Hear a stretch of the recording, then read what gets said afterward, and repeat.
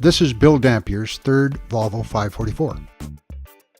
After enjoying car rallying in the 50s and 60s, in 1961 he traded his Austin Healey in on a new blue-gray 544 due to its reputation as a great rally car.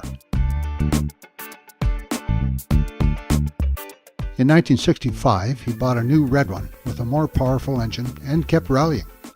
His kids, now in their 40s, recall being crammed into the rear seat of the Volvo, which of course only had front seat belts. He remembers flinging his arm back to hold his kids when he had to stop fast.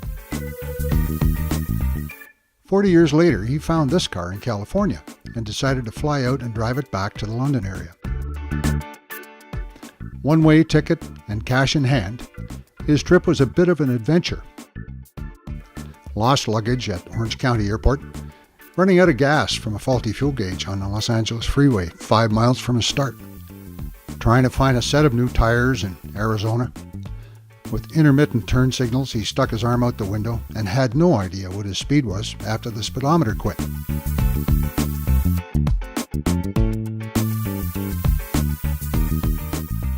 His spark plugs fouled up and new ones took 5 hours to arrive. The wipers refused to work and the horn ring snapped off when he stopped for the night. One cold morning his windows fogged up and he discovered the heater didn't work. Later he found out the heater was stuffed with rags. Of course, in California, they seldom need a heater.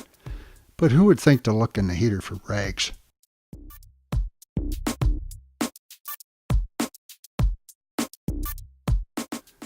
When he hit a huge pothole in Detroit, both headlights went out. That was the evening of U.S. Thanksgiving in 2005. He found the loose wire and continued on homeward. On hot days, he was worried about overheating, using the heater to add capacity to the cooling system when necessary. Not so comfortable in the cabin, but what else could he do? Bill is a perfectionist with his vehicles and loves to do the work himself whenever he can. The basic car was solid and rust-free, his starting point. He did all the repairs he needed, and now the car often wins awards at meets.